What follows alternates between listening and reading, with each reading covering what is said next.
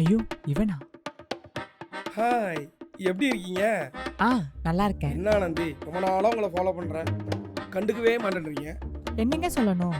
ஏங்க உங்களை நான் ப்ரொபோஸ் பண்றேங்க, பதிலே சொல்ல மாட்டேன்றீங்களே. ப்ரப்போஸா? என்னங்க உங்களுக்கு என்ன வயசாகுது? 25 முடிஞ்சு 26 ரன்னிங் தான்.